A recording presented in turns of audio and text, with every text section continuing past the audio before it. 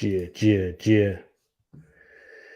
Here we go again, There we ladies go. and ladies and gentlemen. Thank you for tuning in to the Boxing Rush Hour Show live edition. You have your host, Abe G, Zachary Ochoa. What's the deal, Zach? What's shaking out here? I don't know, man. I feel like I've had a long weekend. It I don't know. Boxing really took over my weekend because it felt like Friday was a Saturday. It felt like Saturday was a Friday, and then Sunday with Inoue. I don't know, man, but it was a real good weekend. But let's we got to get this Monday recap going. But how you feeling, Abe? I'm good, yo, Jay. I see you. Let us warm up a little bit, and then we'll bring you in. Yeah, I yeah. see you, Jay. All right. Listen, it was a hectic week. A lot going on. Before we get into the fights here, I want to hit up a little bit of news, little topics here and there. Um, so yesterday, late last night, Turkey Al Sheikh Ring Magazine they announced that they're coming out with a new boxing video game. Now we're not talking about Undisputed that's out right now, and we're not talking about the EA Sports one that they're developing. Apparently, this is Ring Magazine, Turkey Al Sheikh, new boxing game coming out. The creator of the Street Fighter series is going to create it, and and they're going to have original characters. So it's going to be slightly different, where it's not going to be your traditional game. I'm sure there's going to be like real characters, but there's going to be like some other characters. So Takeshi Nishiyama and his company Dimps is the one that partnered with Ring Magazine, and they're developing this game. What you think about that? I don't know. That's pretty interesting. Can't lie. I I'm a real when it comes to the EA Sports. I'm all in with the fight night coming out with a new one. Hmm. I don't know if Turk can do it. I feel like Turkey's hot right now, and he's trying to put as many albums as he can right now before he chills. You know what I'm saying? But it seems to be. I would like for everything that he does to have quality instead of quantity. Right now, I just see a lot of projects coming from him. That's just so much here, there. You know what I'm saying? Maybe that's his way of trying to make a mark in boxing when he doesn't really have to do that. But shit, I'm all for a boxing video game anytime. You think it's too much? You think too many different projects going on, and something is gonna suffer because there's so much coming out that. I think so. I mean, if you do it the right way, if you have a big enough team and everything, it can be done right. But he has his hands in a lot of, you know, different waters right now. So I'm not sure. Not even out and also outside of the boxing stuff. He's not just a boxing guy. He comes from other stuff as well. Mhm. But I would like to just see focus on more on certain things than just everything put together. Yeah, no, for sure, man. But that'll be fire. Yeah, I'm thinking like it would be fire if it was like a Def Jam Vendetta type vibe, right? Yo, hit up, yo, listen, man, hit up Abe. Abe just put something out there right now. Hit Yeah, up Abe, bro, cause that was pretty good, bro. yeah. Def Jam Vendetta was my shit too, man. Shit, that was fire. Yeah, it was. All right, let's get into some other news here. Anthony Joshua. So Anthony Joshua, like out of the blue, announced on Saturday during the Canelo telecast that he's having elbow surgery. He's Okay. having elbow surgery in May. Now, I'm trying to think to myself, like, man, it's been a while since the Bois fight. Like, why didn't he have that shit like back then? Who knows? So he's having Mm. elbow surgery in May. He says that afterwards he'll be out. It'll be 6 to 8 weeks before he can get back into the gym. So look at May. Let's say worst case scenario, 8 weeks, right? We're talking June, July already out. Now we're talking heading back into the gym August. He'll be in the ring November. Boom. October, November. That's what I Yeah, was thinking because I was like, any November. earlier than that, So the Tyson Fury, if they're going to do the Tyson Fury fight at Wembley, I'm thinking October, November, October, the earliest, but probably what you said, November. What you thinking about Joshua waiting a little bit to have that surgery? And should he have waited, because that would extend his time away from the ring? I like Anthony Joshua. Very smart, good guy, good man outside the ring. Um, these guys have so much money. A guy like Anthony Joshua is a very wealthy man, but when it comes to checking on yourself and your physical prime and everything, you know, everybody's human. Doesn't matter how wealthy you are, how much money you got, how big of a celebrity you are. Everybody's human. Nah, I'll check on it later. Nah, it should be fine. It's just probably sore from my workout the other day. And that goes on months, and then you go, hold on, let me really go check. And that's when the doctors probably really told him, yo, you should have came sooner, but now you're gonna have to have surgery. I believe Hmm. that's exactly what happened. Not him trying to prolong anything. Nope. I believe that's exactly what happens. You live in life.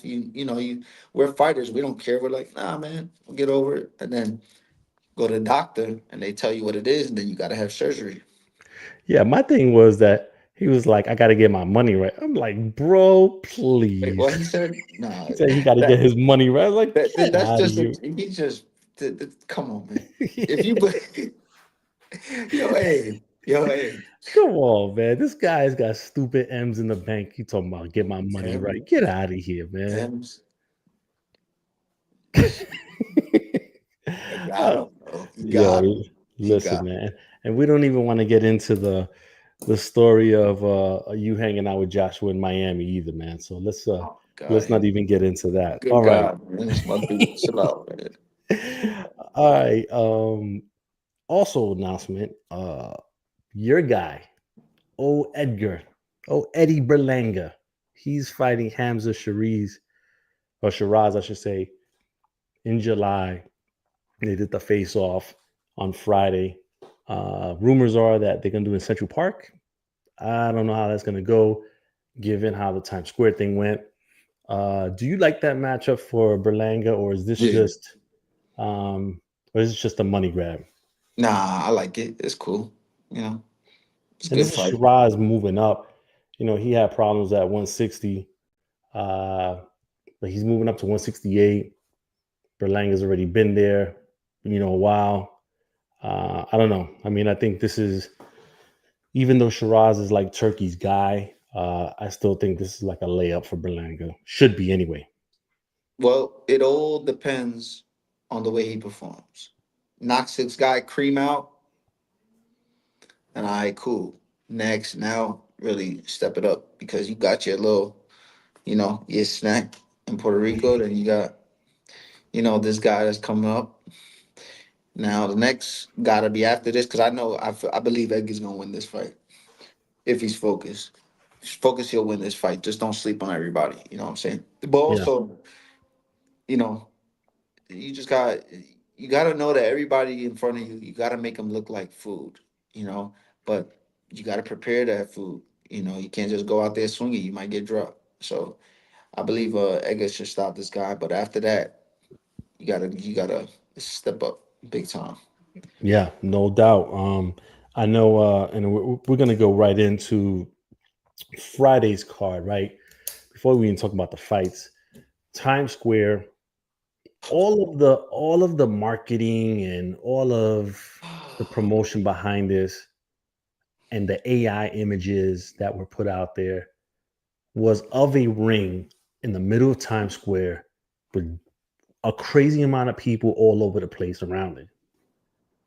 What we got instead was, and this, listen, and let's, all right, I don't all, hold all back the, nothing, A. I don't hold it, care, bro. yo, all this talk, and I seen a lot of folks on social media like pushing this narrative. Oh, they shutting down Times Square. No, they did not shut down Times Square. The piece that they were in was closed, yes, but they did not shut down Times Square. Shutting down Times Square is New Year's Eve, New York. That is shutting down Times Square. Friday wasn't that. Um, and on top of that, they had it. They had a fenced off with this red tarp all over it, so you couldn't see it, if you were walking by, which is what everybody thought it was going to be. No fans were allowed. There's only 300 invited guests. And the people that were like, maybe like, looking forward to it or whatever, they had to watch it like on a TV screen down the block or something. It was shenanigans, man. It was like, look at my hand, and this is what we're gonna get you on this hand type of thing. Zach, what were your thoughts about just the overall look? Bro. First of all, promotion for the my one of my guy, one of my closest people is a guy named DJ Links, like a brother-in-law, and he posts on, he has a little comic book thing he posts and stuff like that, and he posts a clip of him walking around Times Square, you know, that day, Friday, and I was expecting maybe I see him, show the ring or show something like. He showed nothing of it. So which means also with other people too around, nobody's really posting. Promotion was terrible. The reason why I know the promotion is terrible because you're in New York, you wasn't really hearing nothing about it. You wasn't hearing really nothing crazy about it. A lot of people weren't really talking about it till the day of the event. The event itself trash. I think the concept that they had in their mind was great. Everybody, what I had in my mind was like, oh, this is gonna be crazy. Terrible, bro. These motherfuckers was in a ring with four walls around them, and it looked like everybody was in the bathroom fighting. You know, understand? In a school bathroom, just a luxury with red walls, and they were fighting. Everybody cramped up next to each other. If Edgar jumped in the crowd and went like this, he would probably smack Shakur Stevenson by mistake. Everybody was so cramped up, like it's like it was terrible. The way they was driving to the ring in cars, very uncomfortable for fighters, and then no fans, bro. I feel like they dropped the ball big on this. I feel like I don't know what was the reason. I mean, maybe they was thinking about it, but then they couldn't really do it. So it was like, oh, invite only. If I'm a business guy, I lost a lot of millions on this. And that the promotion is cool and all that, but the no fans. Where the fans at? You got three guys that are three main events in one, basically, bro. They could have sold out the Barclays easy. They could have sold out Madison Square Garden, the big arena, easily, and had mad people wanting to pay tickets and fights. You got freaking Jose, Shaquan, all these guys sitting outside like this, watching the fights. Like all these fans, everybody wants to. Yo, bro, these guys want. You see how many people are outside of the walls trying to watch? Those people would have bought tickets. They dropped the ball big time on this, and a little disappointed. It made New York look bad a little bit. You know what I'm saying? When it comes to the boxing part, it ain't really make New York look good. Um, Same thing with Canelo. He's fighting in another country. Where's all these people? Where's the fans? Everything is too spread out. It looks empty. This is real bad. This is real bad. And we're gonna get into it on IG. Shout out Barack Best from Akin Barack.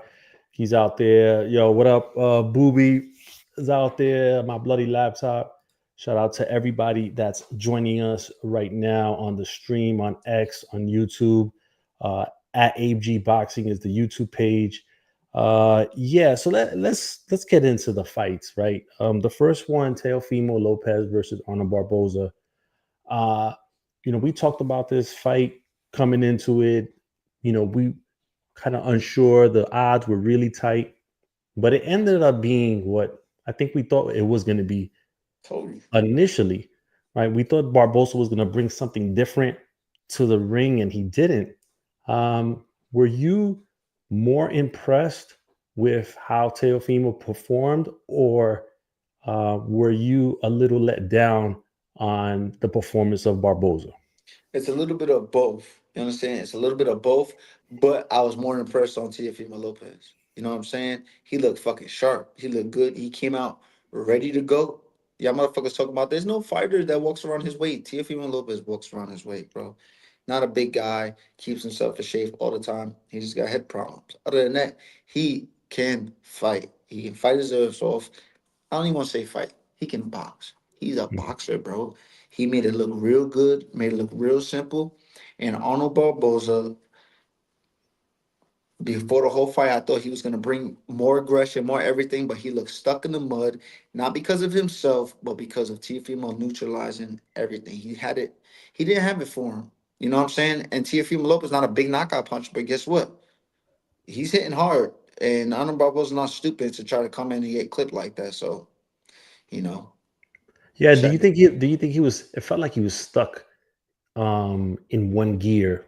Didn't really have like a plan B. It He was didn't have almost it. like He didn't have he it. was relying on this to happen, and then if it didn't happen, like he was like, "Uh oh, like what do we do next?" He is I'm gonna be honest with you. I really think he underestimated Teofimo Lopez. Hmm. I really think he said Teofimo had struggled with this guy, that guy, that. You're not better than some of those guys. Some of those guys you give will give Arnold Barboza a hard fight. You know what I'm saying? But shit, So did the emotions take over yeah, like it took over reality because in his thinking? yeah, it basically like yo, if those guys can do good with him, I can do good. Well, those guys fought different. They fought with more aggression, more more steam on their punches. You thought you're way better than those guys, which on paper you are, but like, bro, Teofimo Lopez. He's not. He's not one of these regular guys, bro. He could really fight. He was the best fighter on that whole card. So Yeah. Yeah, and I tell you that you know, I saw your guy Africa, Richardson Hitchens, like talking about he would dominate that version of Teo. Listen, I know the confidence is there and everything. Like he has a fight ooh, coming up. ooh. Let him deal with that. But you know, he don't need to be talking that unless he has a really big performance himself. I don't know about that, buddy. You know, I don't know, Talk to me. man. What's up with your boy Africa? Why he on that? You know who I'm pulling for? First of all, Africa's a good kid, but guess what? Nobody knows him, Yeah. so he has to talk like that. Get his Yeah. name out there, keep promoting himself, but be respectful about it and train hard to win because Africa can fight, bro. But yo, he can fight. Don't not a big knockout puncher at all, like at all, But he still got sting, and he has speed, and speed is power. You understand? So, say if they did fight, Teofimo Lopez and Africa fight, I wouldn't be surprised if like Africa like dropped Teofimo Lopez with like a quick 1-2 with no Mm, pop on it, like a flash knockdown, and then Teofimo Lopez get up and then change the fight and everything like that. It can happen, but mm. he has to focus on his next fight, Africa. But promote yourself. You're young. This is what you Yeah. gotta do, man. You feel me? Yeah, no doubt. No doubt. And so listen, Teo, does do you think that his days at 140 are done, or should he move up to 147 and look for the bigger paydays there? I think he should move up. I think he should move up. I I really don't think he's gonna be hurting anybody when he moves up at all. So it's risky. A lot of people says, with him and Boots, people need to be quiet. He mentioned it. It's all for promotion. Um, Boots destroys anyone right Yeah, now. but you know what though? I don't think it's all promotion because Turkey said that that's the fight he No, wants to yeah, see. yeah. And But so I but if think you want a long career, if you would like a nice career, you stay. Everybody that's 147 and under, stay away from Geron in this place yeah. because I you're gonna mean have a really big issue. and not only that, but you know, this is I think Teo will do good at 147 once the big welterweights leave, i.e. Jaron Yes, Ennis. yes, yes. I Now, believe that as now well. him versus Brian Norman Jr., that's a good fight right there, A right? good fight. I can see him Um, winning that fight. yeah, Teo versus Barrios, or the winner of Barrios Manny Pacquiao, like I could see that, right? Oh, by the way, that was something the WBC president said. July Manny Pacquiao versus Mario Barrios for the WBC belt. I love Okay, it. bro. I love Okay, it. bro. Go get your money, Manny. Get your money. But listen, don't sleep on the old man because he can Don't, still put somebody to sleep. So we'll see. don't, man, don't. We'll see. All right, we're going to get into um, Devin Haney versus Jose Ramirez. I'm gonna bring in Jay here for a little bit to talk about this. Jay, what's going on? Jay, you there? Yo, Yeah, Jay, I'm what here, up? guys. Sorry. Yeah, I'm here, guys. Sorry, I just had the kettle on literally seconds before you brought me in. So I just want to turn that off because sometimes some people have said that sounds like a jet engine. But thanks for having me on, guys. And yeah, I clicked on the link immediately, not even realizing you guys weren't streaming yet. So my bad on Yeah, that. nah, it's all good. Look, we're talking Haney and Ramirez, uh total snooze fest. What did you think of Devin Haney's psyche throughout the fight? And do you think that this is a one-off, or are we going to now see this version of Devin Haney moving forward? I really don't know whether the okay. I'll start again. If this is where Devin Haney's head is at, then it's not going to be a good career for him moving forward because I mean he was scared to death of getting hit, and this is against a guy who I said on your guys' show immediately. I got we'll get into the Garcia thing. I cannot believe that is the one fight I got wrong, but I was pretty spot on with the others. I said on your guys' show shortly after the fights were announced months ago that Ramirez was tailor made for Haney. The only question I had was that we've seen Haney try to turn into a puncher when he's never that guy. Like we saw that against Linares when he got clipped. We even saw that against Jojo Diaz where he was rocked by this tiny little guy. We saw that against Loma at times and sure enough Garcia. So I wasn't sure how he would deal with the 12 rounds. Now, in the end, he dealt with it well by being a track star. And I mean, I have this is becoming a theme in Devin Haney fights, and it's not good.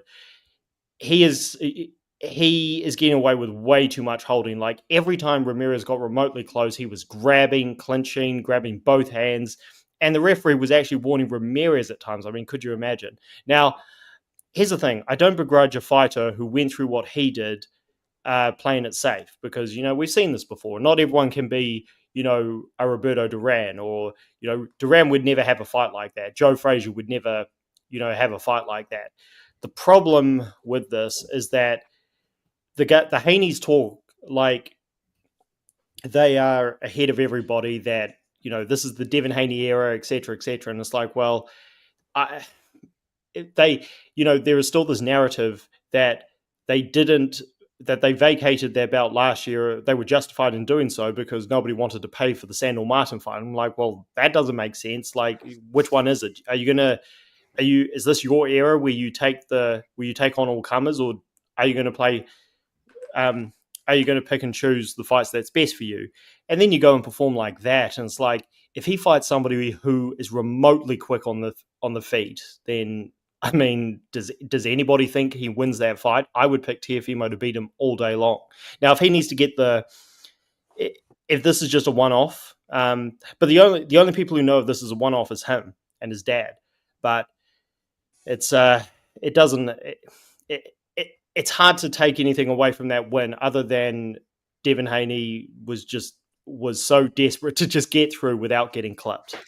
Yeah, and Zach, I mean, you know, we there was moments where Haney was like stumbling back off of feints, and early in the fight, and I was like, and to Jay's point that it almost seemed like he was afraid to get hit.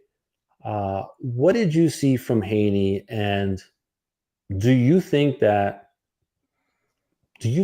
he is at a weight class now that he's going to have to change his style a little bit in order to be successful?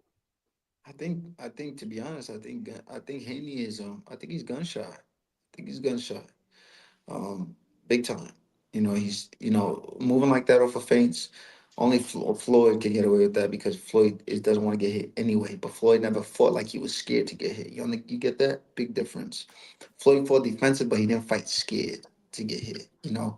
Haney was fighting a little scared. Now if you're moving around for a couple rounds and then you start tagging the guy with whatever you want, he could have hit this guy with whatever he want and he landed anytime. That's when you stop, set your feet, and then you say, okay, let me try to push this guy back. Then he got nothing for me. He's too slow. got none, but he didn't try.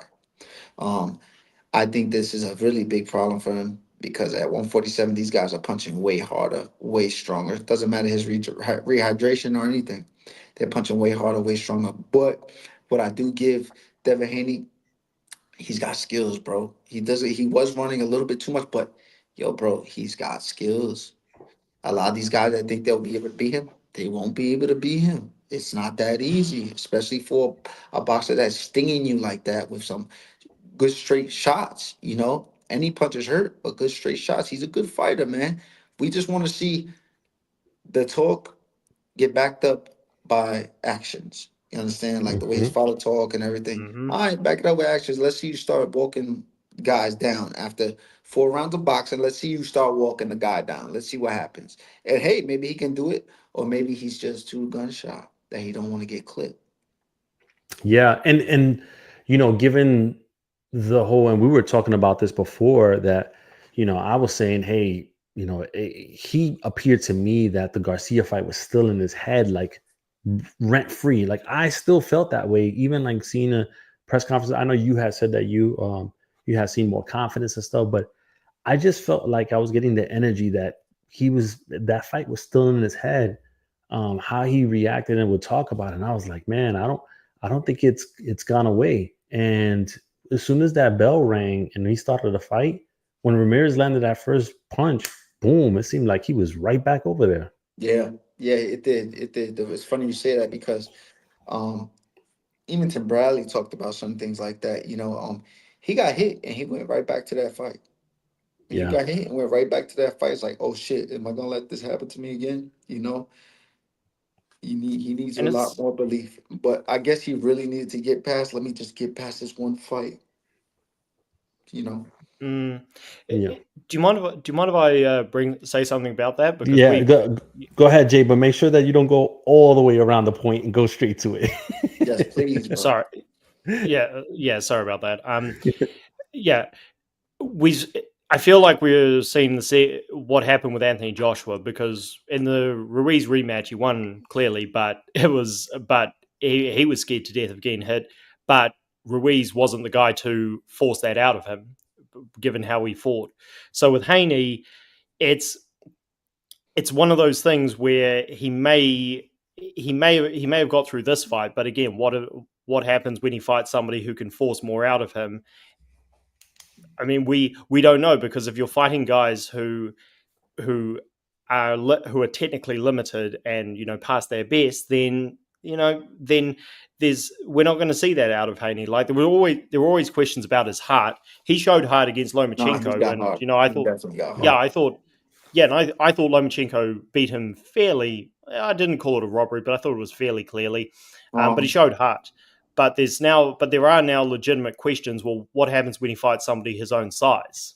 And so and eh, you know, if I talk to guys who are close to the Haneys at times, and they have me on their show, and they keep saying that Haney's going to be perfectly fine, and maybe you just need one. Maybe you just need one fight to try and get those demons out of your head.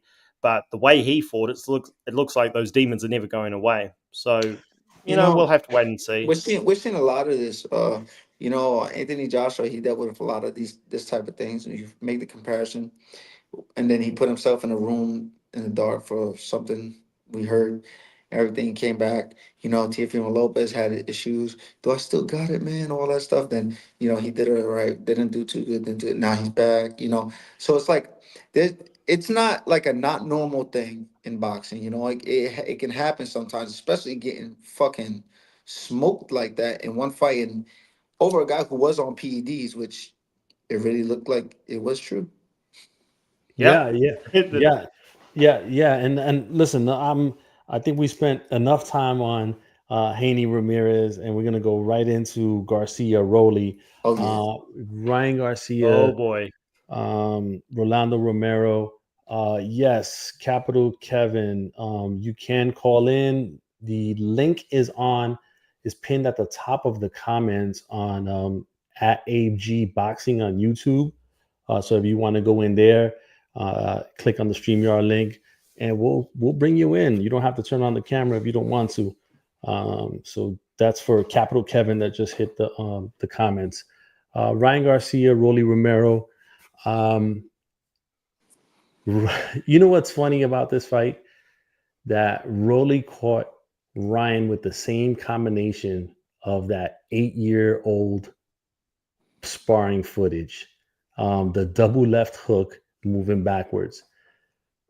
When you saw them come out and you saw that first knockdown, Zach, what was your immediate reaction?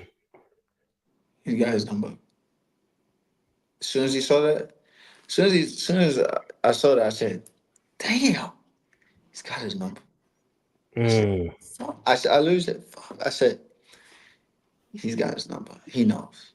And the thing is this: that's why he's probably calling for this fight for man long, because he knows it. When you know a certain guy's style, when you know a certain, you know it's different when you're in the ring though, professional, but when you're not, and you ain't, you feel me, and you back to normal, and you fighting a guy like Rolly well, guess what? He had everything up against him. Rolly, I thought he was gonna get, because of Ryan's performance. I thought Rolly was gonna get flatlined, straight Yeah. knocked, and we said it. But guess what? Rolando gets big time credit, big time respect for that win. But what I do think, it was more from Ryan Garcia's part than Rolly's part. So Rolly looked great. He looked good. He did his thing, stayed composed, stayed poised and everything. But guess what? Ryan Garcia ain't do nothing. So that's why Ryan Garcia looked terrible, and he made Rolly look like he was Floyd Mayweather in 2007. Yo, shout out Capital Kevin has joined us. What's up, man? Talk your shit, ask your question, whatever. What up? Hey, that was pretty quick. I just clicked the link and boom, I'm here. What's up, man? Where you calling I from? want to give a shout out to Zach, because I've been watching Zach since he was Zungary, right? That's it. Right. So, That's bro, good. I was watching your Instagram like when you were first coming up. I believe you had been signed by Golden Boy. And something happened there, right? And I've just been like back in my mind, like, yo, where's this cat at? And then I'm on X Spaces and my dude is on here. Like, That's crazy. That's crazy, man. It's crazy. Yeah, that. for sure, man. You out of New York and whatnot. So I love watching the up and comers and whatnot. So I'm glad you're doing good. Hey, man, this is a great space. Let me get on the topic. What's the topic? Yeah, we're talking about Ryan and Rolly. Yeah, just trash, man. Terrible. This is guys, like, this is ridiculous. My man can't win a world title. Like, it's really bad. Like, he didn't win the WBA with Tank. He couldn't get the WBC because of the PED scandal, and now he can't get the secondary title WBA against Rolly. I mean, it's really, really bad, because now whoever he fights and wins, it's not legitimate, because the guy's never won a world title, and that's always been the backlash with Ryan. It's like, he's the guy that just never won a world title, and so we can't really give you too much credit for beating him, because we just don't know how good he is when he can't beat the guy that we all know that he could beat.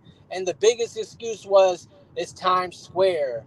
I came in the Batmobile. The robe was on too tight. The colors I was wearing weren't majestic. That's wrong. Sprinter van crying, bro. Yeah, Kevin, you definitely right about that. You're definitely right about that. I think, to be honest, Ryan is the biggest superstar contender in boxing. Period. You hear me good? Yeah. Kevin, you there, right? Yeah, I'm good. I'm here. Yeah. So let me ask you this: do you think it had anything to do with the fact that he was getting almost 20 M's for this fight? Like, bro, that's a reason to come up. That's not I mean, are you asking me is that a reason why it didn't go good? Yeah. He might have just kind of mailed it in. Yeah, but bro, that's the reason to come up. Like, dude, look at this. It is Zungary. When was the last time this happened in Times Square? Never. It's never happened, right? Remember, they've always said that boxing is finish the line. A dying sport. That's how you finish it, right? Yeah. So if there was ever a time to come up, it's right now that we're in Times Square and you got all this publicity and you can now bring the eyes back on the sport. You didn't do that. Like, Yeah. respectfully, Devin didn't do that. Tio won his fight, but we saw a lot of it. I saw a lot of throwing the uppercut from the outside. I saw a lot of out of range positioning. Like, I wasn't impressed. This is a B-class fighter. You could have took this guy out. Why didn't you stay in the pocket and fight in the pocket with all the athleticism that you got? We see you do it on the back. We trying to see you do it on an opponent. Yeah. You Yeah. you And get what I'm saying? yeah. And Jay, if you're there, there was talk about the time off, time away from the ring, him, coming back from, whatever he was doing, mental health stuff. And did any of that you feel like played a part in this, or he just couldn't put it all together against Rolly? I don't believe any of these excuses, and I'm going to be doing videos on this, but I've deliberately waited because I mean, this, you guys talked about how shielding the event off from the crowd was just a bad idea. Like, Turkey dropped the ball, and I've talked about that on other shows. I didn't want to be accused of being too negative, so that's why I haven't done my videos yet. None of the excuses made for Garcia make sense. Now, I I wish some people think I'm a Devin Haney hater because I was questioning him after the Garcia fight and not questioning Garcia after his failed test. The thing is, I've never taken Garcia that seriously, so you need to clarify everything these days. Garcia, we should have known what he was coming into this fight. Like, we talked about Hart earlier. When it came to showing Hart in his biggest fight against Tank Davis, he quit. And not only quit, but he quit with excuses. Now, okay, great fighters quit at times, but if you want to be considered great, then you better take responsibility for that. And he never did. Never took responsibility for the foul. Sorry, never took responsibility for the failed test. So therefore, I was disappointed in myself, really, for not giving Rolly any chance. But I wasn't shocked because Rolly didn't do anything overly scientific. It was like, okay, I know Garcia is upright, so if I can feint, get him to back up with his chin in the air, whoop, here's a left hook.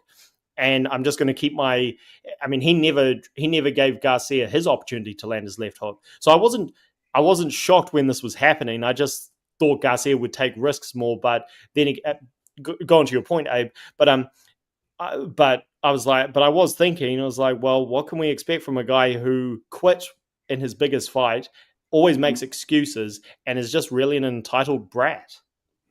Yeah, no, I get that. And listen, it was a bunch of different things going on. And one thing that, and I'm gonna come to you, Kevin. One thing that I had mentioned to Zach in last week's show was that when I saw Ryan Garcia in San Diego during his media workout, it just didn't seem like him and Derek James were in the camp the whole time. It seemed like they were out of sync. It just didn't seem like they were eye to eye when it came to just doing some of the basic stuff. And on fight night, that's how it felt like it played out. Did you feel like there was a connection there with Garcia and Derek James, like for the whole camp, or did it seem like Derek just came at the end? Yo, Abe, it's crazy. That's for Kevin. Oh, okay. Go ahead. Hey, Ryan doesn't have chemistry with nobody, bro. Like, let's go through the list. You had Eddie Reynoso. You had Corrales' trainer. You got Derek James. You got your dad. I might be missing one more guy in there. Like, you don't got chemistry with nobody. You don't want to listen to nobody, bro. You didn't fight any different than you ever have. Bro, they was laughing at this dude last time he fought, talking about a shoulder roll. They said it was the sushi roll. It was so bad, the shoulder roll. Like, this guy, where did he learn these fundamentals? Like, bro, Zach can fight better than this cat. Why? This is crazy. Like, we give money to the wrong guys, man. We give money to the wrong guys. Crazy. It's crazy he says that. But you want to hear something? Hasta La Hoya, one of the greatest fighters that has ever lived. He was also a jumping trainer, but he was actually very good. He was world championship caliber good. Oscar De La Hoya never had a set trainer all the time. He just jump, jump, jump, jump. But he was that good to where all he needed was somebody to tell him what to do. You know, he had the Freddie Roaches. He had, to be honest, I don't know. They were asking me during the fight, before the fight happened, people were asking me, hey, what do you think about this fight with Ryan and Broly right now? Literally 30 seconds before I said, listen to me. If Ryan cannot land something hard or hurt him, Ryan's boring and he does not know what to do after that. And that's just the truth, the double truth. Yeah, yeah, no, listen, and this is the thing. Everybody already knew that like Rolly can can pop. He has a punch behind him. It's just everything else is just kind of like, whatever, right? And so when they were fighting, I was like, man, like, Rolly looked like he filled in that 147 a lot Oh, he better was than, huge. He was huge. yeah, a lot Oh, he better was big. than Ryan did. But Ryan Garcia You wasn't might- on his shit. Wasn't on his shit. Yeah. It Do you mind if shows I for real. Shows. Do you mind if I just add something to what you said, Zach? Because I'm glad you brought up De La Hoya, because we all know as hardcores, when De La Hoya turned pro, he was criticized by a lot of the Mexican media because because the Mexican fans were wondering, is this guy going to be a Mexican warrior or is he going to be a pretty boy? Now, this was a guy who was Olympic gold medalist, and say what you want about De La Hoya as a person, like we all know what kind of character he is, or scumbag, better word. But he fought the who's who, like he fought everyone. Whereas, so I've always found that I've always gone back to that and thought, because this is not a pun here, but Garcia is like what De La Hoya was accused of being, a pretty boy, etc., not a serious fighter. He's like that on steroids. Like, You guys want to this hear guy's something? This is Yep. something to interrupt you, Jay. Ready? Ryan Garcia is a Floyd Mayweather that said he just never became world champion. Okay, he just never became world champion. What Adrian Broner was to Floyd, you get it? But Adrian Broner that's actually a good one. Adrian Broner actually became world champion and showed tough and go all the way out. But it's just those things mirror each other just a little bit. Yeah, and Jay, just so you know, Oscar texted me. He said, "Stop with your shenanigans about him in his personal life." All right, no, I'm kidding. Oh. Sorry, Nah. but you egged me to say this one, Oscar. Oh. Get off the drugs. Nah, Sorry, nah, you egged me to say that one. nah. Jay, next come next on. time I see Oscar at lunch, man, I better not hear him bringing up something about what's up with that guy Jay talking shit. Yeah, man, we like everybody over here. Anyway, listen, we're gonna move up to the Canelo fight. It's crazy, right? So the card was shifted to later. So it was a late Saudi card. I know a couple reasons for that. One, I think they wanted like the Mexican boxing fans to see it at a better hour than early in the day. But then also it was because Turkey needed to fly from New York to Saudi Arabia and to be there for that, right? One of the fights here, I'm not even going to get into the Bacoli fight because that was really disappointing. No. Jaime Munguia versus Bruno Sarashi 2. We saw a different Jaime Munguia. Maybe not as entertaining, but a smarter fighter that can probably extend his career a little longer than what we thought he would. Zach, what did you think of Jaime Munguia's switch up? A lot smarter. He wasn't fighting scared, but he was a lot smarter, bro. Doing things with a purpose. Good on his shots, throwing good jabs, good slipping, good feints. He looked good. We talked about it before. It can happen if you're dedicated, but I guess his trainers, they went back, and guess what? He's with Canelo's trainers, and those guys, they're different. They can level you up. You understand? They got a lot of experience, so he looked good.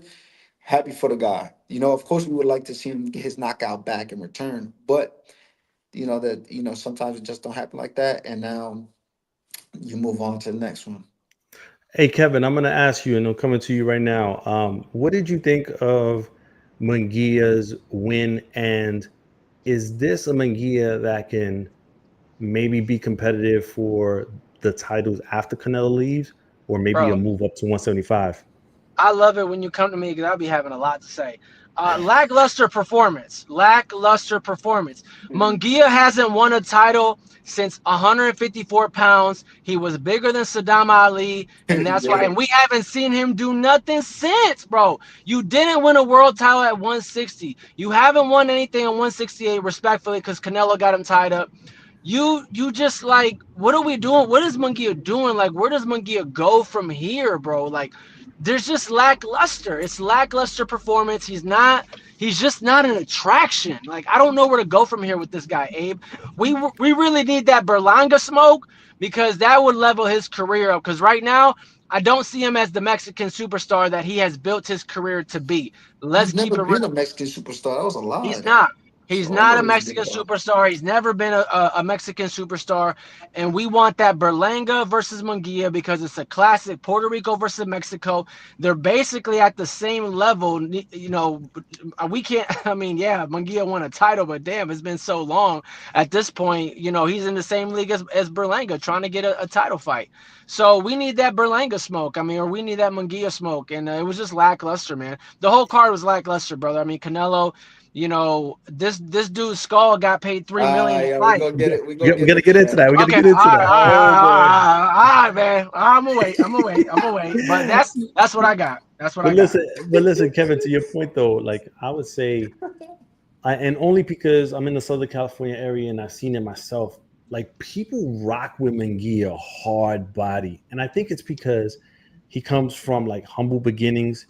He's always like in with the people, and he never acts like look, he's got a few M's, but he never acts Hollywood in front of anybody. Like when there's fights, you know, like in LA or whatever, he up in the crowd, like taking pictures and signing autographs and stuff like that. When everybody else is ringside, protected by the security, he up in the crowd doing all that. Abe, that's cool and all, bro. Look, that's cool. Okay, go on. I got one question for Abe. Who's the real people's champ? Jaime Munguia or Conor Ben? What do you mean? As far as bro, why you even ask that? Zach, that seems like a trick question. Yeah. I mean, listen, at least Jaime Munguia didn't pop for no PEDs, man. That's just true. Bro. You know what I mean? Yeah. And by the way, go ahead. Fight sports talk. Go ahead. Well, yeah. I'm glad I got to go last because I was almost kicked off of. I called the fight on another on a fairly decent sized channel, and I was almost kicked off because I was critical of Munguia's performance. He got the win. He got it decisively. He was very controlled, very good technical defensive adjustments. So hats off to him there. But the guy fought scared. Yeah, and I know that sounds real harsh. I'm not trying to piss Mexicans off, but you could tell he was getting his combinations off nicely against the ropes.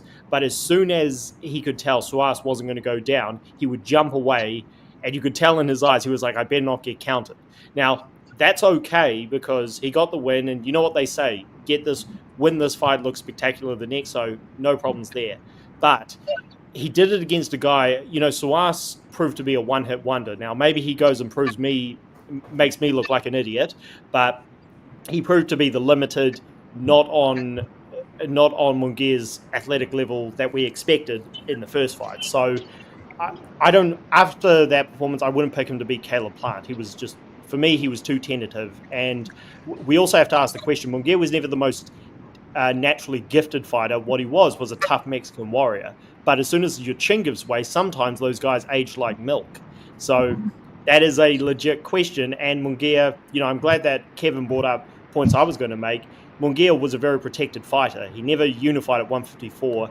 He ducked guys like Andrade and didn't fight Charlo, ducked Janibek multiple times. So I'm not prepared to say that he's back. Good performance, got the win, but a lot of questions moving forward for me.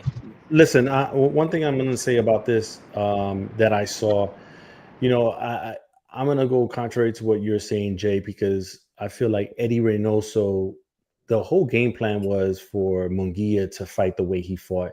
Every round, right. Reynoso was reminding him to be defensive minded. It wasn't that Munguia was scared. It was that Munguia was probably for the first time in his career actually listening to his corner and trying to make it right. Good point.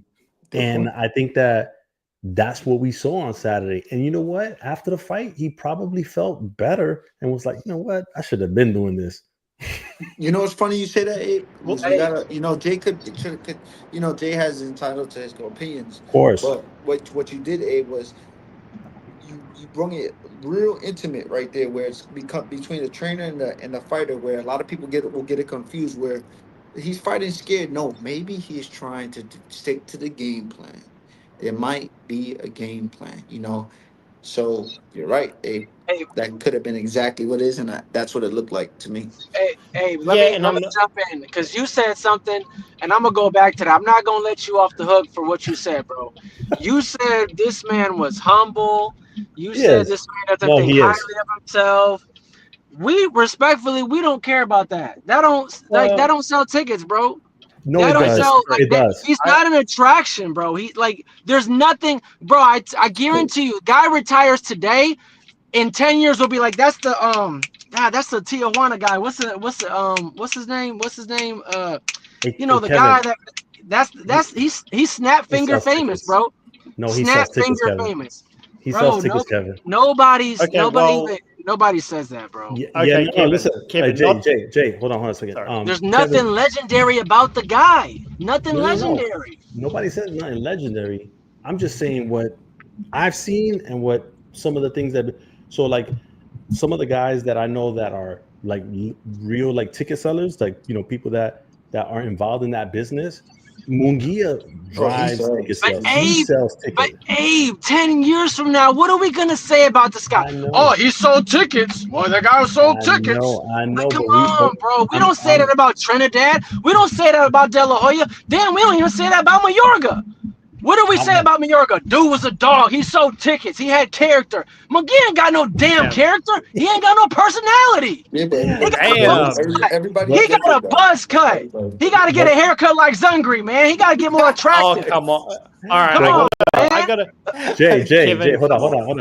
Yo, Kevin, so I was going to your point about, because you said that he didn't sell tickets. That's why I was like, yo, he does sell tickets, actually. And I was saying all that other stuff because that does matter. Like, there's some of these fighters that they're not even hot where they're from. And people don't even know who they are, where they're from. So it's like, there is an element to that. Oh, shit. I get you, but there's no stardom behind. Like, bro, the dude, he's not a pay-per-view guy. He's not a familiar face. He don't got, I mean, respectfully, he don't got no sex appeal. Nobody wants to be like him, bro. He's not legendary. Who's a pay-per-view guy right now, then? Bro, Berlanga's got pay-per-view potential. Oh, hell no. Berlanga, Kevin, let's break that down. Kevin, I gotta stop you there. Kevin, stop me right there and let's come back. Hold on. All right, Jay, go ahead. He wildin'. And get to the point though, Jay. Berlanga is a C- fighter who I will look. There are some things I will never forgive Eddie Hearn for. One of them is convincing gullible fans and casuals that Berlanga was a serious fighter. So enough said there, and also to what you said, Abe. Again, I'm not. My only question, the reason I'm asking those questions, and maybe sounding a bit harsh in the process, is because he's never again unified and tried to fight the best. His career has been managed very carefully, and I mentioned the Joshua example earlier. It was okay. It was understandable for him to fight the way he did in the Ruiz rematch, but when he had to let his hands go and go for it in the first Usyk fight, he turtled up. Do you know what I'm saying? So that's why I'm just asking these. I don't know, but I think Samuel, Kevin, you're being way too critical, and don't mention Berlanga as a serious no. That's like saying Tank Davis is pound for pound top 10. No, we can break that down. We can break that down. Listen. We spent a little time on this one. We got to go to the next one. Yeah, we're switching up. We're going up to Canelo Skull. I'm coming for you. You ain't gonna say right there. Yo, Jay, watch out for Kevin here. Yo, Canelo School or Skull, however you want to say it. Oh boy! Listen, it went down at 6 a.m. Saudi Arabia time. Riyadh time, and wasn't that many people in the arena. The fight itself, I know that. Listen, School got his 10,000 steps in, but it was up to Canelo to still try to make the fight, make it happen, and he did not do that. He washed, or it was just a bad fight? I'm going to use Zach first. All right, it was both, a little bit of both, because that Canelo we saw did not cut off the ring. Why aren't you cutting off the ring, cornering this guy? You understand? Why aren't you? Um, you have all this pedigree. You've been in the ring with everyone.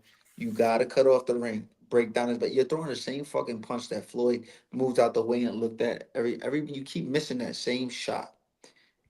I don't think Canelo's there at 100% anymore. But Skull did make it a stinker, just like you said, Abe. And Skull, he landed some stuff and everything, but he didn't do enough.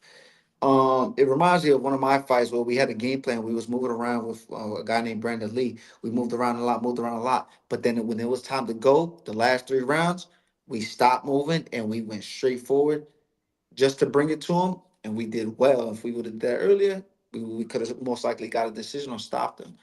But Skull didn't try to do that. Skull just kept on going, bachata, bachata, salsa, salsa, salsa. And nada, he did not. But Canelo didn't fucking go. Canelo's just like, you know what? Whatever. Whatever. No, man. Cut the ring off. It's gonna be a problem in September. Yeah, yeah. Kevin, we had Canelo Skull. Afterwards, they've been made the big announcement, Canelo Crawford, with Turkey holding Crawford's hand. And then Yo. they presented the all gold ring belt. Yeah. So what do you think of that matchup? Because Saturday's fight was boring as hell, but do you think that Crawford left that arena saying, "Oh, I got this dude"? Can you bring me in over here? Okay, hold on. Real quick. I'm gonna bring you in there, and me? let me hold on, and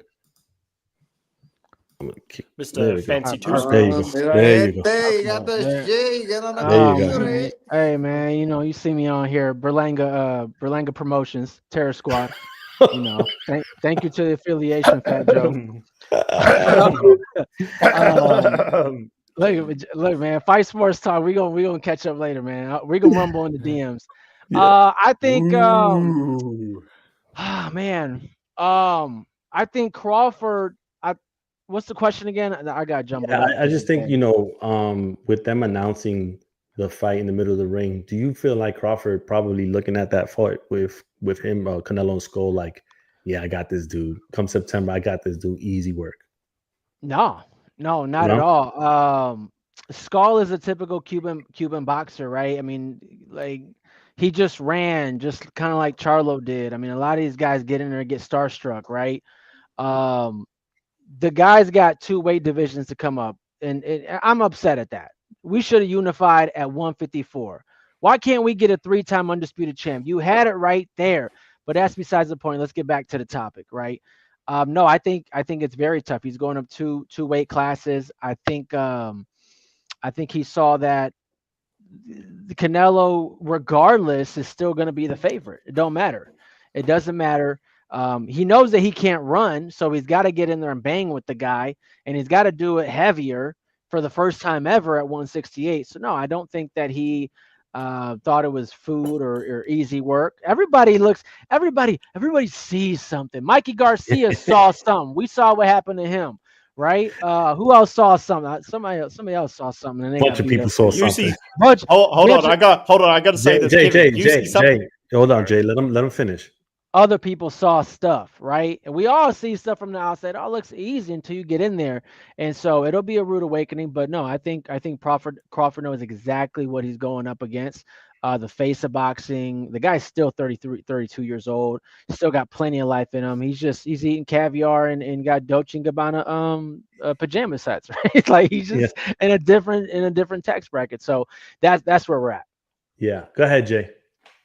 Yeah, sorry about that. I was just this is all fun and games, but Kevin, you mentioned that you're saying, oh, people see something. You see something in Edgar Berlanga, so you're I a little do. crazy.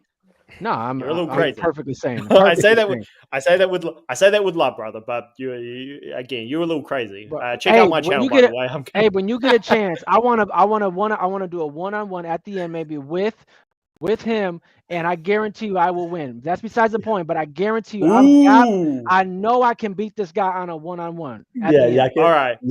Hey, Kevin. y'all could exchange So, information after the show. Okay. yeah, guys.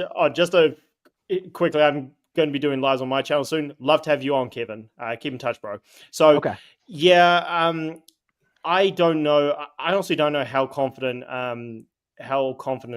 Bud is. I mean, he sounds confident and he talks a good game, but it's all when you're stepping up 2 weight divisions, and he's basically stepping up 3. Completely different story. Like I've said this on multiple shows. Elite fighters can't handle that kind of weight jump. Like Rigondeaux against Loma, Marquez against Mayweather, Garcia against Spence. Kevin, you brought it up. So it's not begrudging Bud. I honestly, and I say this as a Bud fan, I don't know if he's actually going to come in and fight or if he's going to do what a lot of guys do what Skull did, which is once he starts feeling that power in those body shots, he's like, okay, let me take the easy way out. Yeah, I see you shaking your head, Zach. I hope that's not the case. I'm a big fan of Bud, but I mean that's what Charlo did. He felt those shots and realized he couldn't hurt this guy and was like, well, okay, I'm gonna look pretty and come back another day. So, and because I've said this repeatedly, I'm going to be on a few other shows saying this. Huge Crawford fan, but because this is the only fight he's talked about since he won the fight of his life against Spence, this is what unfortunately he's going to be remembered for. So it's on him to go out there and perform. I think Crawford will be better, and I've also never denied that Crawford can beat Canelo at long range boxing. But the thing is, a lot of guys do that. The thing about Canelo is not can you win rounds against him, because you can. He's a big, strong, flat-footed, kind of predictable guy. It's those body shots, and regardless of how you feel about the Erislandy Lara fight, those body shots were hurting Lara, and he's going to be sneaking those into Crawford. He's not going to have to worry about power coming back at him. I mean, I was surprised by the size difference with Crawford compared to last time we saw him, but I don't think that he's still going to. His punches are not going to affect Canelo, in my opinion. So it's a tall task, and talking about Canelo regressing, that's not even a criticism of him, because he's been fighting for how long? He's the amount of weight classes he's gone through, training camps, etc. So maybe Crawford's getting him at the right time, but again, once those shots land, he's going to feel them like he's felt no other. Zach. Yeah, so a lot of people, well, going back to what Jay was saying when it comes to, Terence Crawford, he might get hit and just start going around the ring like all these other guys did. Terence Crawford, he's a different kind of fighter. A lot of these guys are different fighters, but Terence Crawford, he's willing to go to the burger. He'll leave it all in there. Like he'll leave. He don't give a fuck. He'll leave that shit in here. He knows what it is. I understand he's made a lot of money more now. The face off was a little weird and everything. Terence Crawford's tired, bro. He's in fucking New York. Then he got to go on a jet all the way to watch this fight. Terence Crawford need to relax a little bit. He did a lot of traveling, chill, get back in the gym, keep himself in shape, and then start stepping it up for the Canelo fight, because he's doing a lot of traveling, a lot of stuff. I just want Terence Crawford to stay focused. You understand? Doesn't matter who it is. Even Hagler had a bad day. Stay focused, because you're fighting against the one of the best fighters, right? But Canelo Alvarez, he's fought big guys, bro. He's fought the Bivol. He's fought the Kovalevs. So this guy moving up, obviously the power is different, but he's not gonna have as much power as Bivol. He's not gonna have as much power as Kovalev at all, not even close. But he has skills, and he has better skills than these guys. So that's gonna be the difference here. A lot of people think, hey, it's gonna be a boring. Maybe it might be a boring fight because Canelo gonna look the same, and Terence Crawford, he's just a little small. It might just be a boring fight. I don't think it's gonna be boring because Canelo comes forward. and Terrence Crawford likes to fight, it's not going to be a boring fight. Yeah, yeah. And listen, I mean, it's September 12th, I think. It's on a Friday night, Las Vegas, Allegiant Stadium. I think they're doing a UFC card that Saturday as well. So it's going to be like a crazy weekend in Vegas. But we're going to move into the fights that really mattered this weekend. And that was on ESPN. Um, Before we go into the co-main, I don't know if you guys saw featherweight Mikito Nakano. Where he was fighting on the ESPN Plus portion of the card. Very impressive. He was in the U.S. debut, Japanese He fighter. got some good fast hands, bro. Yeah, and he gave me a little bit of Rungbasai vibe to him, in that southpaw stance, big legs, you know what I mean, foundation and all that. So I want to see more of him. Aside from the ones that were on the main telecast on ESPN, I'm gonna go to you, Kevin. Was there anything that impressed you on the ESPN Plus portion, or did you get to see the ESPN Plus portion? No, I haven't seen Inoue since he fought Fulton. Okay. At 9 p.m. on a Sunday, I'm just not gonna watch Inoue. I'm not doing it. I know I heard Cardenas put a good fight up. I mean, he hasn't translated to the American market, man. I mean, this guy, they call him pound for pound, but he just doesn't translate with the American market. There's nothing that we can really say about him. We don't speak the language. We don't look like him. He don't wear our type of clothes. He don't eat our type of food. Like, he doesn't resonate with the American market. We really need to build him out more in the American market if we want people to watch him fight. And we need him to fight people we care about. Cardenas doesn't do it for us. Like, I don't even know who that is, respectfully. Yeah. We need some better names, dude, on that resume. We're gonna get into that because you hit a lot of talking points there. We're gonna get into that in a second. Zach, we're gonna just touch on the undercards real quick. Zach, what did you think of Nakano, and do they fast track him because he's like a little bit older? I think so. I think they're gonna fast track and they're gonna put him in with a little veteran next, and then try to get an eliminator. Okay, all right. Simple. And then we're gonna go into Espinoza versus Vasquez.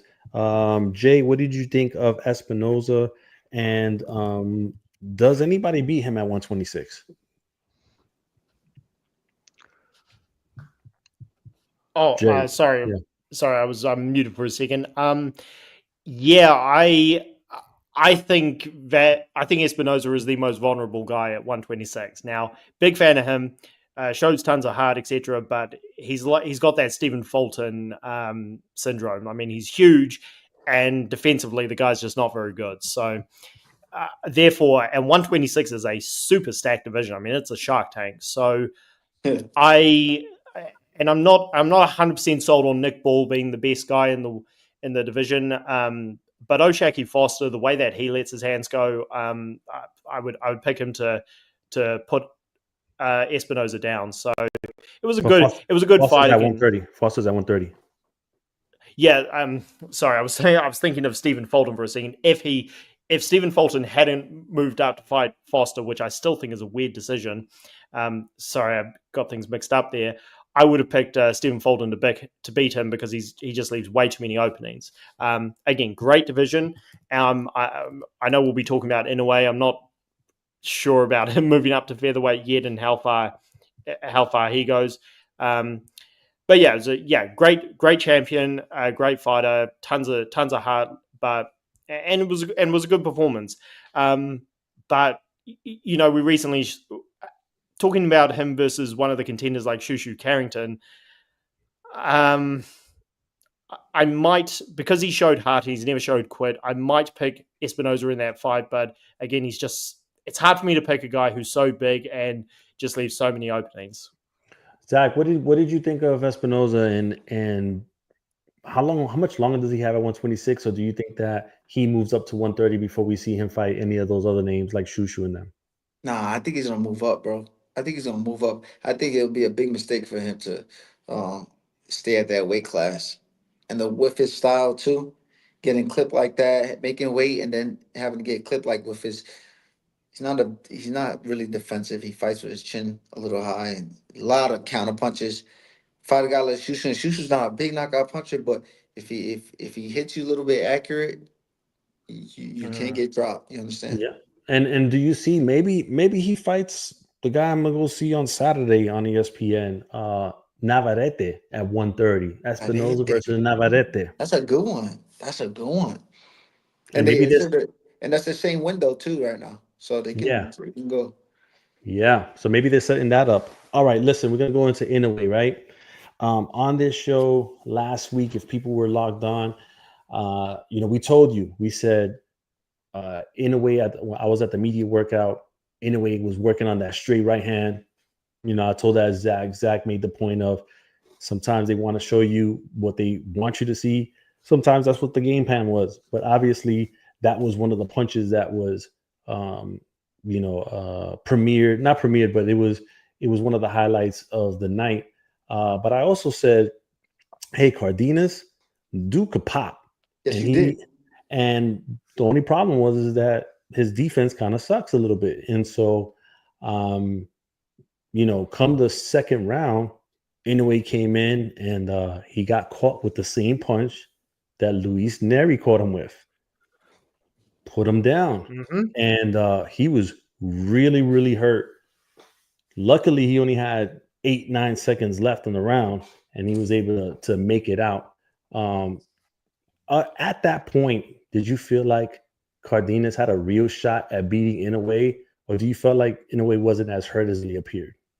I felt like he went once he went to the corner, he got time. Because if not, it would have been a problem. He probably would have had to take a knee on the second onslaught he was going to get in the corner, because he would have went straight back to the corner again. But once he went back to the corner, I said, Inoue's smart. He's been here. He's been with the Donaires. He's going to come out, and hopefully Cardenas didn't blow his win. But then you saw what happened. So yeah. But listen, I mean, and I'm going to kick this to you, Jay. There was moments in that fight where Cardenas hurt Inoue again. A couple of rounds later, I think it was a straight right hand this time. And Inoue, he was able to weather the storm, but he ended up looking for the shots. He was able to anticipate some of those big wide hooks that were coming in, which allowed him to land the straight ones. Was there ever a moment in those middle rounds where you thought that the fight would go to the 12, or it wouldn't? And why did you think the end would be near if you didn't think it was going to go 12? I didn't think it was going to go 12 rounds. I was having flashbacks to the Luis Neri fight and also the Tapales fight where, Inoue pretty much dominated the whole fight, but there were times when he was squaring up to Tapales and Tapales was able to catch him, but Inoue still knocked him out.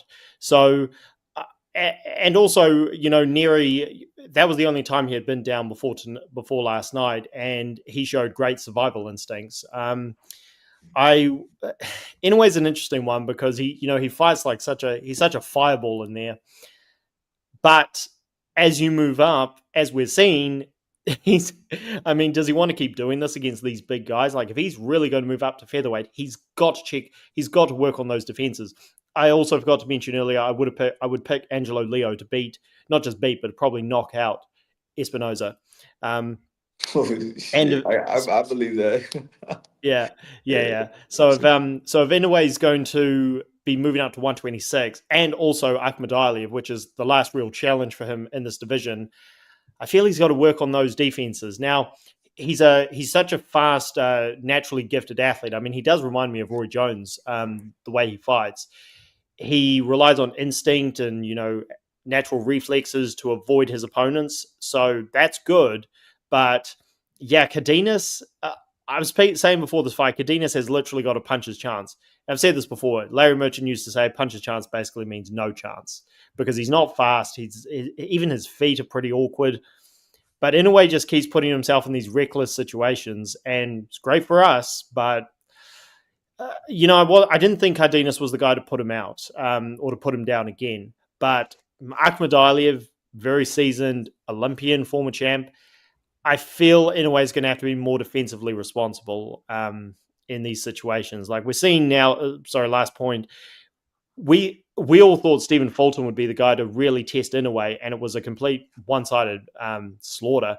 So it's not really the defensive guys who are challenging Inoue; it's the offensive guys who are catching him because he doesn't turn defense. He doesn't start being defensive until he has to. Yeah. So you want to hear something, Jay? Is that my bad, Abe? No, go ahead. When you go to say he fighting all these guys and it's not great, it's great for us, but it's not great for Inoue and everything.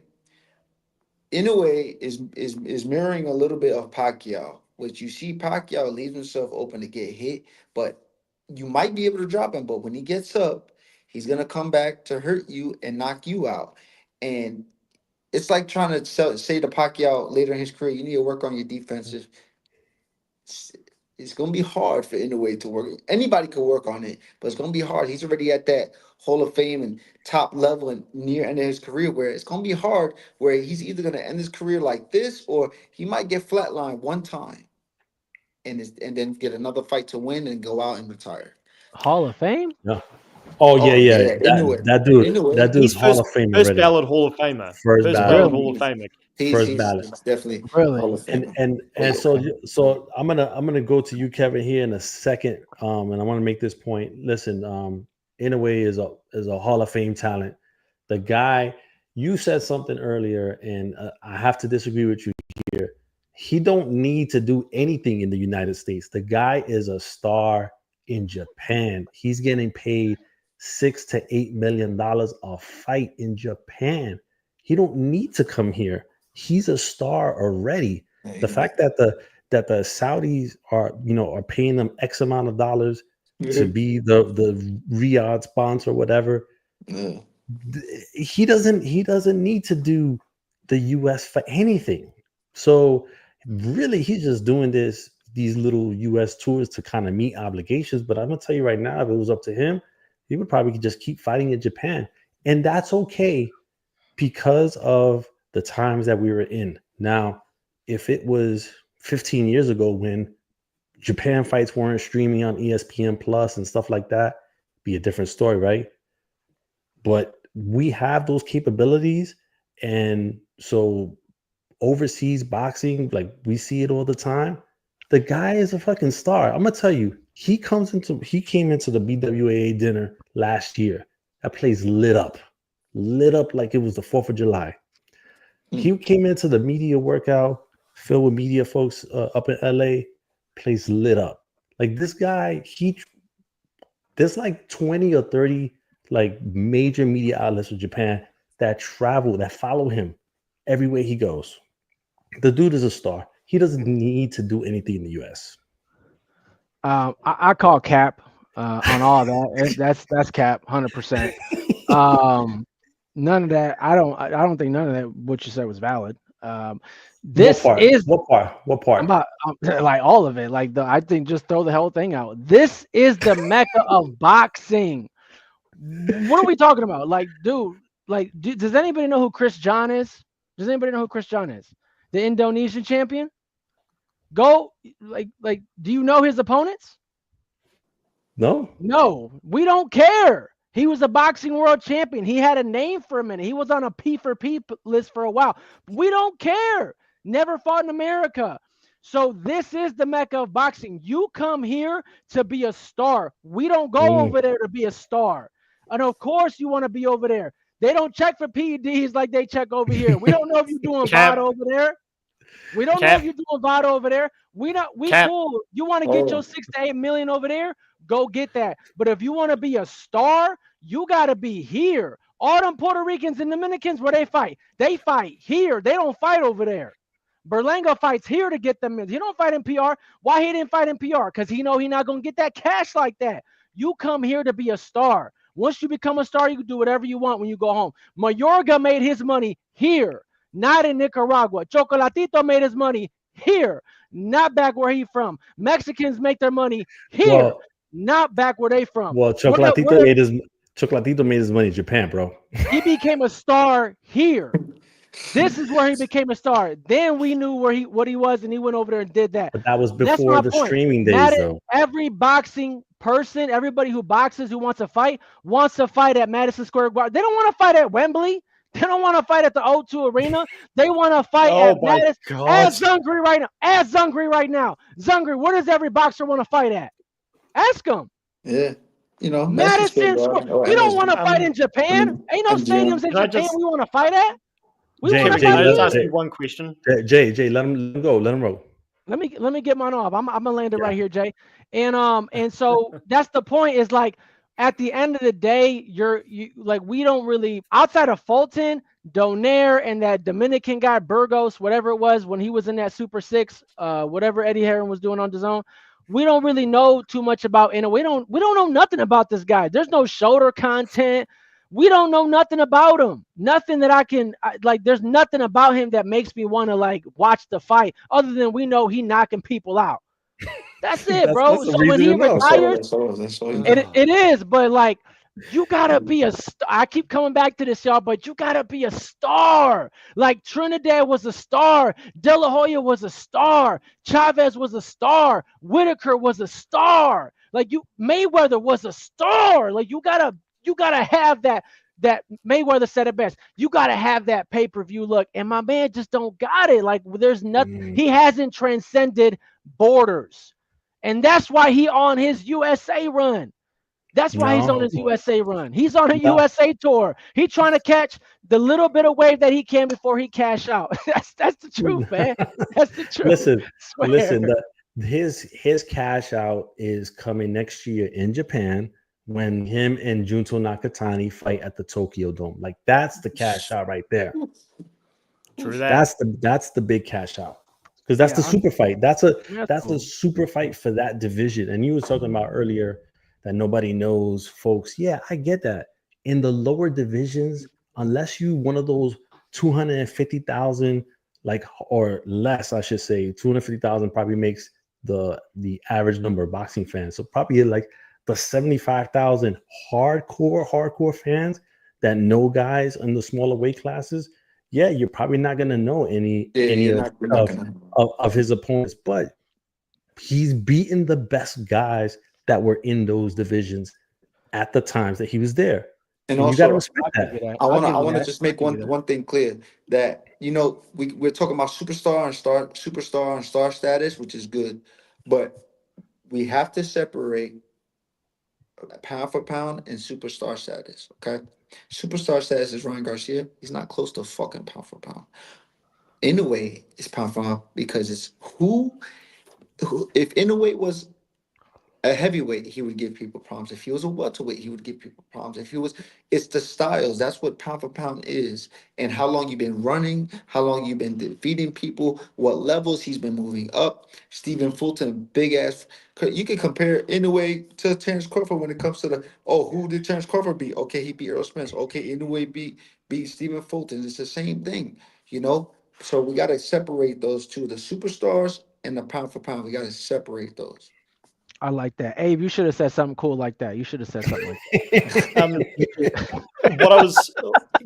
Kevin, what I was just going to ask, just because I'm going to 5-10 minutes, I'm going to have to head off. But Kevin, do you have a channel? I know you call yourself an analyst and a social media personality. Do you run a YouTube channel?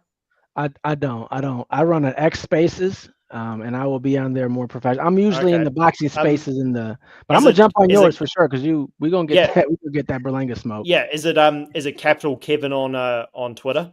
Yes, sir. Go ahead and follow me so we can get All that. right. Working. Well, yeah, I'm gonna tweet you because I'll just say it here. And again, not a mic drop. I'll be here for like 5-10 minutes more or so. Everything you said about Inoue is wrong. Yo, my man, that's not true. That's not true at all. But it is true. It's not true. It is true. What did I say? Let me just say one thing that I said was wrong. What was one thing? Everything. Well, Everything. just give me one. Just give me one. Well, no, I can't take up the show. I can't take up the show. No, it's cool. Just get one. Just get one. See, this is what's good. We got people that will agree. We got people that will disagree. We got people that look at things in a totally different. If everybody looked at things the same, boxing wouldn't be as interesting as it is today. So we have to take it from a point of view from everybody, from a fighter, from a media reporter, from a writer, from a fan. We got to take it from everybody, and that's what brings us into one conclusion of what's really it. But we're gonna separate the true from the fake. My man said everything was wrong, but didn't say one thing. That's how I know it was cap. Not Okay, one okay. statement. He didn't say Okay, one thing I okay. said wrong. All He right. just Well, want I'll to say it go right against now. me, y'all. I'll say it right now. I'll That's say it what he right want. now. Say one All thing. right. I'll say it right now. Just say All one. right. We waiting. You said that nobody knows who he's fighting. I've got a video on my channel breaking this down. He's fought plenty of top level fighters. You just don't know who they are because you don't like the little guys. Sorry. Cap. Ivan Calderon, Jonathan La Bomba Yo, I knew Gonzalez. he was gonna. Bro, we could go down the list. All right. Hold up. Good. Them little guys down to 105. I know them guys. Well, like I said, guys, Chocolatito, I the don't want to smaller take guy. up the show. Sorry. But no, I know them guys. I'm a fan of boxing. And I didn't say the guy doesn't sell. I'm just saying he's just not, he's not a star.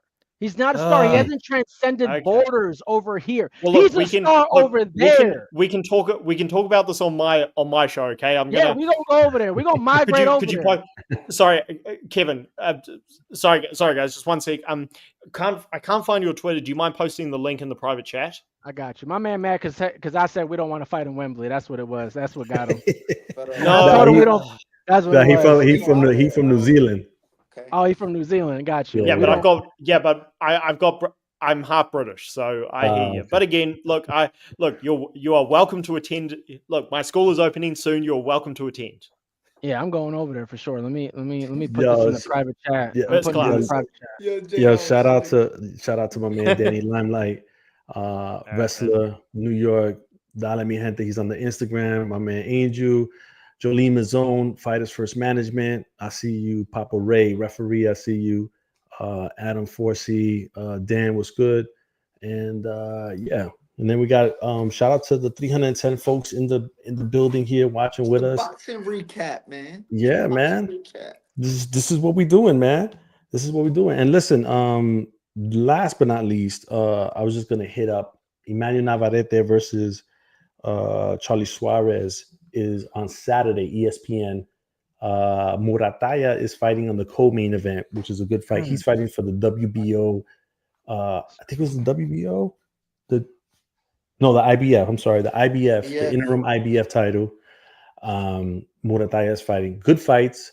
Odds are not as wide, so I think Navarrete and Murataya are like minus 350 favorites. So not wide. Real good competitive fights. Navarrete, hey, maybe he gets the Espinoza fight. Murataya, maybe he gets the Lomachenko fight, or maybe he becomes a full champion after if Loma retires. But what do you think, Zach, about Saturday's fights, and which one are you more interested in? I'm interested in Navarrete. I want to see him go. I want to see how he's gonna look compared to his last fight. I want to see if he's gonna show something. If he's really gonna put an exclamation point on this fight right here. That's what I want to see. We see a win. Well, I want to see an exclamation point. You know what I'm saying? That's what I want to see. And as far as Loma will fight a big name or somebody. Yeah. Loma's gonna fight a big name. He should fight a big name. Yeah. Just let me know when he calls you here soon. You will. I know. That's why I said that. Kevin, what are you thinking? I just want to let you know you sleeping on that Kakashi versus Wood fight for that IBO title. You sleeping on that, but we gonna get to the Navarrete versus Suarez fight for sure. He's an enigma to me because Navarrete has always fought for the WBO. We've never seen him unify. We've never seen him fight for another. Us guys in the boxing circle, we know that the WBO used to be the WB no, right? It is the weakest sanctioning body as far as name fighters in the ranking. We haven't seen this guy look good, man. I'm not really sure what is right. He's got a dad bod, right? We don't really like boxing. We don't really rock with that. He's got the cowboy thing going on. I mean, he is an attraction. People love to see him fight. I see that Giovanni Santillán is going to be on that fight. I think this is a good fight for this guy. Let's see if we can step up, man. We need to see this guy step up. We haven't really seen him fight that good. Is this at 130? What is this at 130 or what? 130. Okay, some of his best days were certainly at 126, right? Yes. I'm hoping that he can do something with that body though. Like we definitely want to tone that up a bit. He I walks don't around know. heavy, bro. He walks around heavy. Yeah, we Yeah. don't. All There's them a lot duck of. thighs and everything. He walk around Yeah, heavy. he eating too many chilaquiles, man. I don't Yeah. know. He need to do something with that. That's not TV. We don't like to see that on the television, man. That's leave that for your Theo's barbecues and whatnot. Yeah. No Other doubt. than that, let's see if we can defend. We definitely want to get him. We want to see him unify, man. We want to see this guy live up to his potential. Something that as of right now is kind of got a question mark around it. So that's me. Yeah. I mean, I know people would love to see him maybe fight Oshaki Foster, but they're talking Oshaki versus Stephen Fulton Jr. So, Can we get him in there with Farmer? Is him Farmer at 130? nah, well, he's fought at 135 last couple times. No, bring Yeah, him down to 130. He made his Yeah. career at 130. You just fought Cepeda. Let's give him another title shot against Navarrete. Yeah. I That'd don't be know. exciting. I think Farmer's better at 135 though. At this he point of his can't shrink. career, He can't though. be shrinking himself. Yeah, he a little late. Yeah, Also, I think. they're. Oh, sorry. No, go ahead, Jay. I was just going to say they're still looking to put together the Roach rematch with Tank. So Oh, yeah, but we could talk that on the next yeah, week. that might be in August, might be not, maybe Be a not. But we'll see. yeah, We'll see. yeah, it's not great that it's getting postponed. Yeah, Yeah, I mean, listen, that's how it goes. I mean, who knows what's going on over there, and maybe we get Tank versus Jake Paul before we get Tank versus Man, Roach 2. Who stop, knows? bro. Stop. No, we don't want that. That's man, I'm about to shut my camera off. You talking crazy right now, man. That's I'm just, bro, what? hey, We need the Roach. We need Roach or Loma. We yeah, don't want to hear about Jake Paul. None of that, bro. Get the Roach smoke, or we need Loma. You didn't fight him early. mm, We want him right now. yeah. We need, bro. Loma got screwed. He had 3 of the belts. He was supposed to fight To to unify, and that's his fault. He didn't win the fight, right? Thank God he an IBF champion now. We need that dude to get back on a run and get undisputed. yeah, yeah. Well, We need to figure out like what his status is first. Does he even want to fight anymore? He was crying when he won that IBF title. I think he still won it. He Yeah, was I mean, crying. who knows? Like he got injured. They said that he was recovering from an injury. So I don't know. We'll see. Well, the injury thing came out after he pulled out of the Tank negotiations, and my thoughts is I'm more interested in the Muratala Abdullayev fight because I think the winner is going to be play a leading role in this division. No one is a bigger fan of Lomachenko than me, but I've actually been saying since last year, since the Kambosos fight was signed, I don't know what Loma's got left, to be honest. Now he destroyed Kambosos, but Kambosos was not a leading contender. And the thing is, I would definitely pick Loma to beat William Zepeda. I would pick him to beat a lot of these guys. I mean, even Keyshawn Davis, I don't think is technically advanced enough to, I don't think that's a foregone conclusion. But he's old, and these guys are young, athletic juggernauts. So I don't know, man. I've been saying I would like Lomachenko to retire. Yeah, he didn't become undisputed. And, as a Loma fan, that's disappointing. I thought he beat Haney fairly decisively, but I don't look at him any different. So I think personally it's better to retire. No, Okay. absolutely not. All right. Well, listen, we'll see what it is, man. We're gonna go around the horn one last time on final thoughts, and then plug in whatever you're gonna plug in, your channels, handles, or whatever. We start with you, Kevin. What's going on? Just final thoughts, period, about this We weekend and the yeah. summer coming up. We don't need Loma to retire. We need him to possibly fight Keyshawn because they're on the same side of the street. Pick that belt up, and now we got to figure out if we're going to fight Shakur or we're going to fight Tank. For that, you might as well fight Tank. If you win, then you got Shakur, right? So no, Loma needs to get back on a run or go back down a weight and do what you need to do back down there because that's where you did it best at. Once you started going to 135, we really didn't see the best of you. This Navarrete fight, it is what it is. We're gonna see what it do. Other than that, looking forward to that Canelo versus Crawford fight, and we're gonna see what happens. After what happened this weekend, we need to figure out. Does Ryan have a counselor or a therapist? He out here making rap songs. He probably gonna get signed by Warner Brother Records. He dropping a mixtape. I don't know what he's doing. Is he a rapper or is he a boxer? Is he a social media influencer? We need to figure that out. You crying in the Sprinter van, that's not a good look, dude. You ain't got no dog in you. You don't got no dog in you. Like you need to figure that out. Do you want to box or do you want to look good and model for Calvin Klein?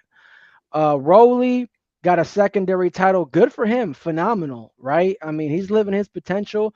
Maybe we get him in that Boots fight. That's a great fight to watch. That's a good fight. We need to figure out what Brian Norman gonna do with Jin Sasaki.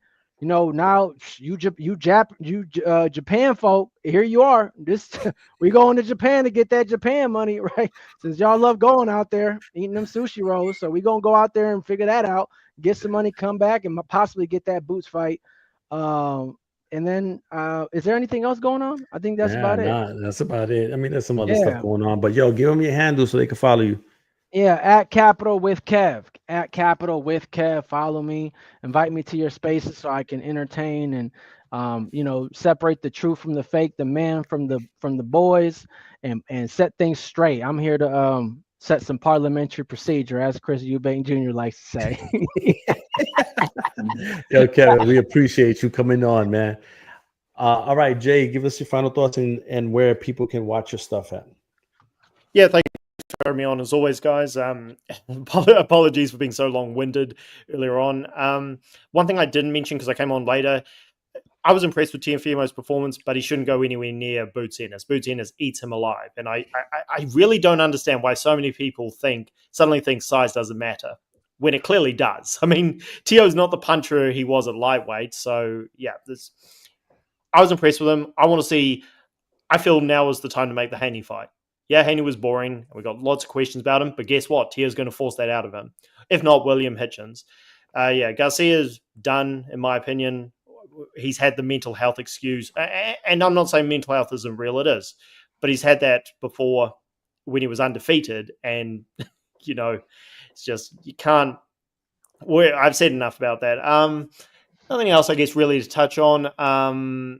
Well, I brought up last thing on the Joshua comparison. He got the win against Ruiz, but in the end, not overcoming those demons hurt him in the long run. So, so I have a feeling Devin, I'm definitely not writing him off. I want to see him come back at his best, but, a lot of questions there. We'll see what path he goes down. We'll see if he's ready for the guys like Tio. And Fights Will Talk. Going to be doing lives myself soon. Would love to, go live with you. And Kevin, for all the back and forth, I like you. So I think we'll have a lot of good debates. But yeah, I will accept your apologies after I school you. Nah, ain't no apologies. I don't cry in Sprinter vans like I'm kidding. I'm kidding. I don't want anyone to apologize for their opinions. I'm just having fun. I got you. I'm with you, bro. I like you too. You too. Hey, Zach, let them know. Boxing's boxing. You can follow me nowhere. But tune in for the next show, please. Tune in for the next show. Watch. You'll see. Oh, man. Listen, for the 330 folks here on the live with us, we appreciate you. Everybody on IG, we appreciate you checking in with us. Thank you for coming on. We normally go on Fridays. But today there was so much going on, so we figured we pop in. So we appreciate y'all popping in with us. Please follow the YouTube page at ABG Boxing. Throw a like, subscribe, and just hit it up. The website is fightsatw.com. That's my site. Fights around the world. We have writers from all over the world, including Japan. No, I'm kidding. On there, and so. Cover everything from boxing and wrestling for wrestling folks that are out there as well. So thank you guys. I appreciate it. And until the next time, peace. Peace, y'all.